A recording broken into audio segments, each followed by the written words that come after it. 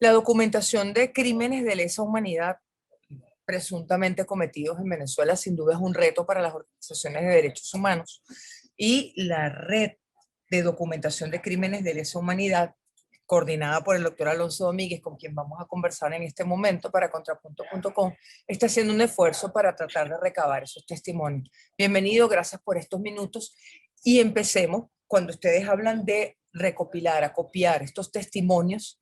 ¿Qué testimonio sí califica como un crimen de lesa humanidad y qué testimonio no?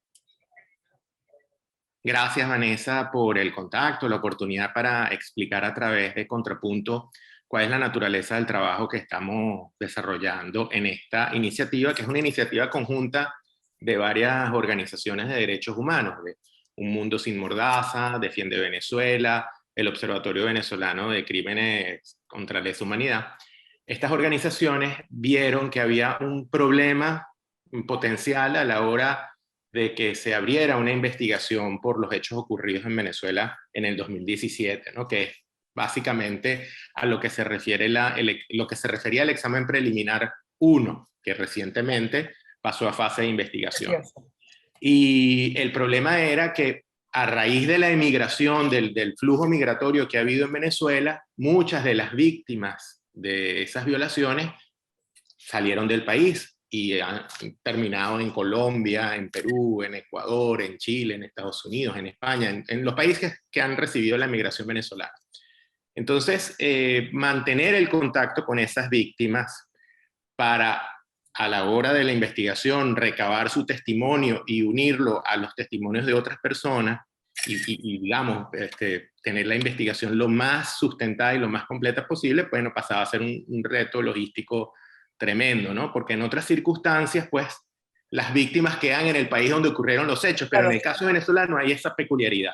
Entonces la red lo que procura es, primero, identificar venezolanos que quieran sumarse como voluntarios, capacitarlos y ponerlos en una tarea que parece sencilla, pero no lo es, que es llegar a esas víctimas, llegar a esas personas que padecieron hechos o circunstancias que son encuadrables como un delito de lesa humanidad, porque aquí puede haber como muchas confusiones, ¿no? Uno a veces dice, eso es un delito de lesa humanidad, como queriendo decir que algo como muy grande, muy grueso, ¿no? Pero el Estatuto de Roma lo que contempla es que el delito de lesa humanidad se refiere a aquel tipo de situación, aquel tipo de violación grave que es cometida de manera sistemática contra una parte de la población, de manera generalizada y siguiendo una línea política. Y entonces allí caben como muchos hechos. Cabe, por ejemplo, la tortura, cabe, por ejemplo, la detención arbitraria, la desaparición forzosa, las violaciones, las ejecuciones extrajudiciales. Hay un conjunto de hechos que si ocurren de una manera sistemática, generalizada, contra una parte de la población y respondiendo a una línea política, pueden ser considerados como un delito de lesa humanidad. Y eso es importante que en Venezuela tengamos claro que abusos policiales ha habido siempre. Históricamente, Venezuela ha tenido ese problema, ¿no? Y tú muy bien conoces de lo que te estoy hablando, pero en el caso del delito de lesa humanidad, para que se configure, tiene que haber un factor, digamos, de sistematicidad, de un hecho que ocurre reiteradamente. No es algo atribuible digamos, a que un policía tuvo un mal día o que algún funcionario policial hizo mala praxis, no, sino que esto responde a algo que se hace reiteradamente. Una Política, claro. ¿Y por qué se hace reiteradamente? Bueno, porque sienten desde arriba una orden que les está diciendo presionemos en esta dirección, ataquemos a estos señores que están pidiendo cambio político. Entonces, volviendo a la explicación sobre la red, lo que nosotros hacemos es sumamos voluntarios que se capacitan en estos temas y estas personas nos ayudan a identificar a esas víctimas. Todos los días ocurren violaciones a los derechos humanos, Vanessa, pero nuestro foco está puesto en esto, nuestro foco está puesto en ayudar a esas personas a que den su testimonio con miras a que se haga justicia y obtengan reparación. Algo que quisiera destacar. ¿Qué califica? Ahí tenemos una descripción, la que usted hacía, Alonso. Sí. Tenemos una descripción de lo que califica y lo que no. Es decir, Sí, tortura califica como crimen tortura venezolano. califica, Detención sí, arbitraria, detención violaciones en el arbitraria. contexto de detenciones. Sí, y cosas que ocurren en el contexto de una detención, por ejemplo, amenazas o chantajes en el contexto de esa detención, ha ocurrido mucho en el caso venezolano de detienen a la persona, nunca le dicen por qué lo detuvieron y además le dicen, si tú no declaras en contra de fulano de tal, vamos a matar a tu mamá. Es más, la tenemos ahorita. Y es mentira, pero lo amenazan de esa forma, ese tipo de coacción psicológica también, digamos, encuadra como delito de lesa humanidad. Eh, Algo que es muy importante y que hemos notado, que nos ha llamado mucho la atención, es que hay muchas personas que hemos contactado que la verdad no estaban claras de que lo que habían sufrido es un delito de lesa humanidad. Les parecía un abuso policial, era doloroso para ellos y revivir el hecho era doloroso, pero no entendían que lo que les había ocurrido era de tal gravedad y que además lo que les había ocurrido puesto sobre la mesa en comparación con otros hechos que también habían ocurrido, cuando ves la sumatoria dices, caramba, esto es un patrón preocupante, ¿no? Y contra el cual había que actuar, y hay que actuar. Entonces, las personas no estaban muy conscientes de que lo que les había ocurrido era una violación a sus derechos humanos, ¿no? Quizás esto tiene que ver también con algún rasgo autoritario de la cultura venezolana, tiene que ver, bueno, sencillamente con que el conocimiento sobre nuestros derechos no es todo lo profundo y extenso que uno desearía. Entonces, parte del esfuerzo es no solamente llegar a esa víctima, por una parte, que ella acceda a dar su testimonio, sino que también, bueno, no, sí, exacto, que acceda a dar su testimonio, porque a veces también hay dos cosas, hay como temor de represalias. No necesariamente la persona que se fue se siente segura por haberse ido, Vanessa. Muchas veces tienen dudas sobre su estatus migratorio, creen que denunciando lo que les pasó puede comprometer su estadía en el país que los recibió, uno. Y dos, hay un simple y a la vez importantísimo elemento psicológico en esto, que es, bueno, revivir un hecho del pasado a veces trae consecuencias en el presente. Uno a veces preferiría dejar eso atrás, pasar la página, y nuestro esfuerzo va orientado a tratar de que pasar la página sea pasarla en los mejores términos, en el sentido de lograr justicia para Venezuela. Ahora, Y para Alonso, entendemos sí, entonces que la red está trabajando fundamentalmente con personas que tuvieron que emigrar del país y a quienes se les violaron los derechos. exactamente, O sea, no están recogiendo exactamente. testimonios dentro de Venezuela, sino con venezolanos fuera. Ese es nuestro foco, porque claro, hay un esfuerzo de organizaciones de derechos humanos que viene desde hace mucho tiempo y la idea no es duplicar esfuerzos, ¿no? Pero sí trabajar en esta área o en esta beta que hasta ahora no estaba siendo abordada de manera sistemática. ¿En qué países, Alonso, en qué países están concentrando el esfuerzo para recoger estos testimonios? Sí, en este momento tenemos equipos en 9 países. Ujú. Tenemos equipos en Colombia, en Ecuador, en Perú, en Chile, en Argentina, en México, en Costa Rica, en Estados Unidos y en España. Okay. Y bueno, estamos haciendo los contactos, probablemente vaya a haber un equipo en Alemania, un equipo en Paraguay, un equipo en Panamá.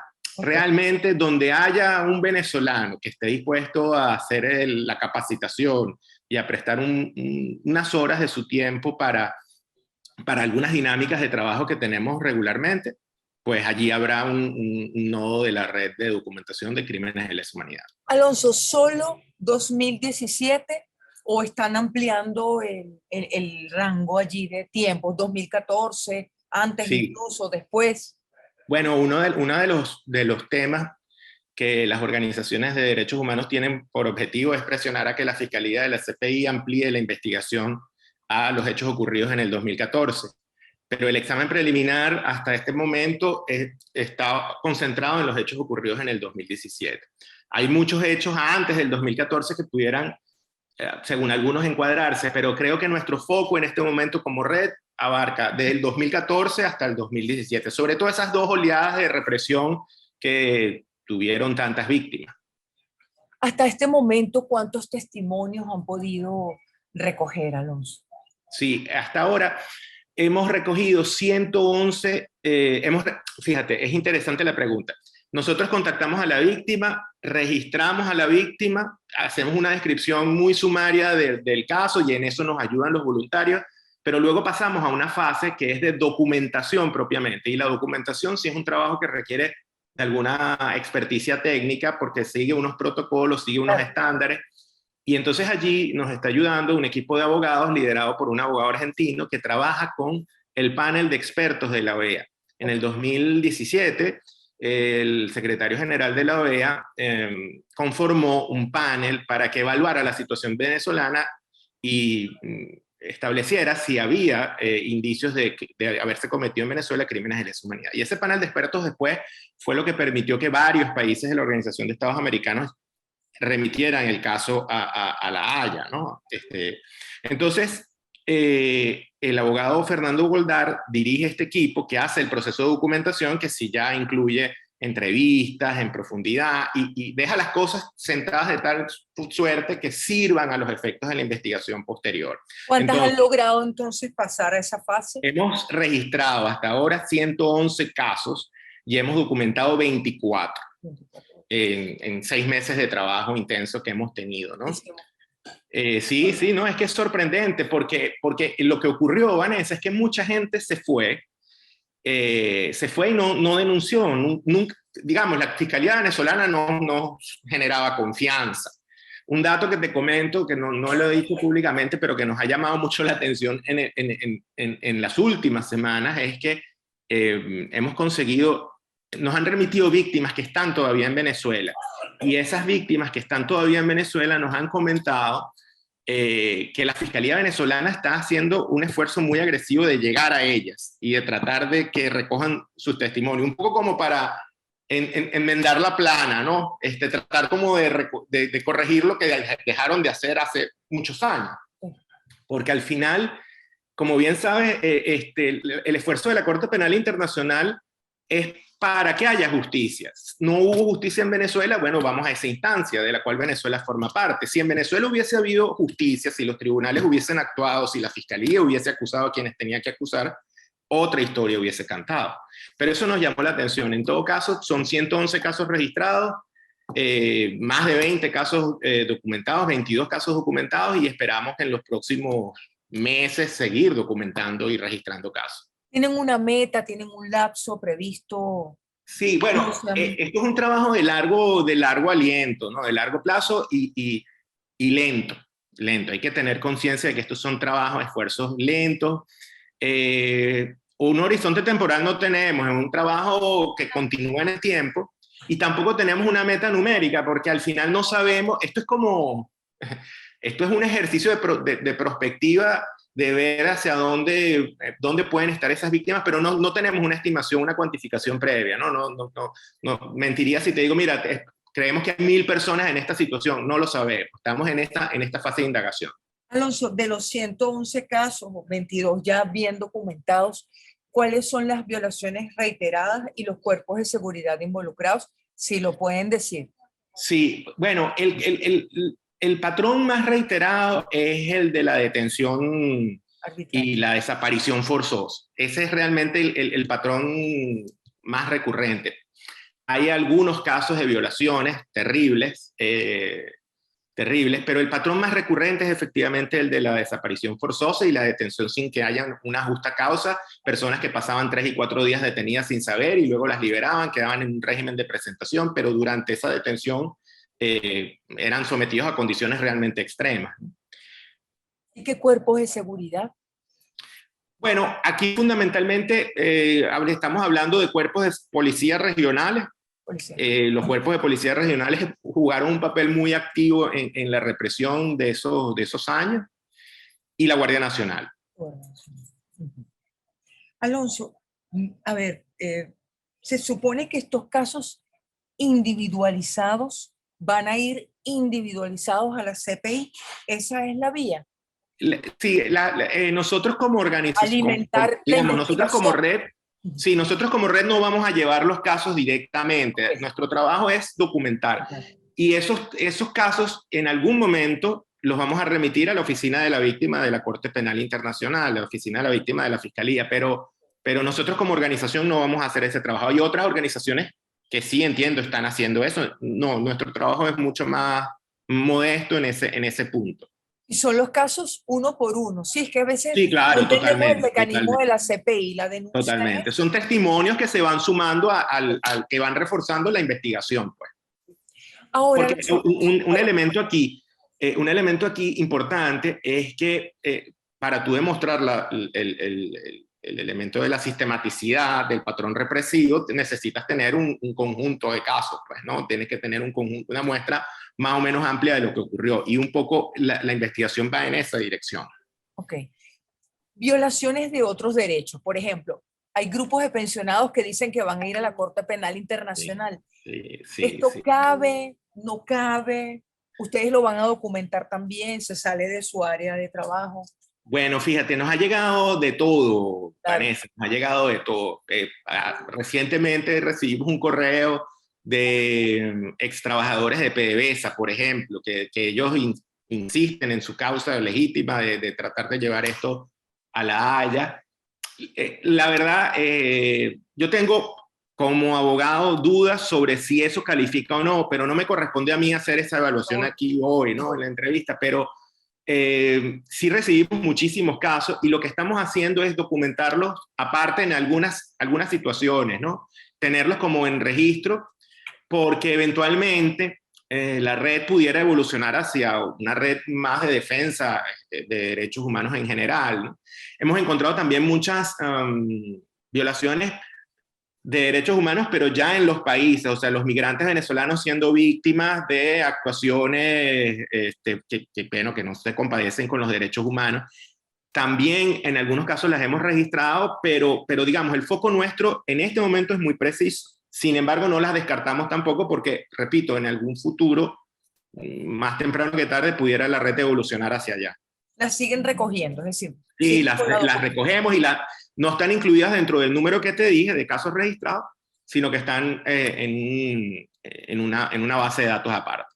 Un detalle importantísimo para las personas que nos están escuchando y que conozcan a alguien que se fue, que está bajo esta circunstancia y que quiera contactarnos, lo puede hacer a través del correo electrónico documentacionclh@sinmordaza.org, documentacionclh@sinmordaza.org. A finales de este mes de diciembre vamos a tener un sitio web con un mapa que refleja los casos por países registrados, por supuesto no los nombres de las víctimas, pero sí una información muy sucinta que le da a uno información sobre el patrón que ocurrió en Venezuela.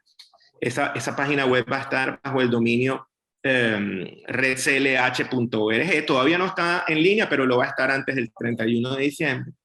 Y un punto muy importante es que aquí estamos siendo muy estrictos con la confidencialidad de los testimonios. Yo mismo, como coordinador de la red, no tengo acceso a una parte del proceso de documentación que está manejado por los abogados directamente. Hemos compartimentado eso así para que las personas tengan la garantía de que la información de su situación no va a caer en manos inescrupulosas o no va a caer en las manos equivocadas.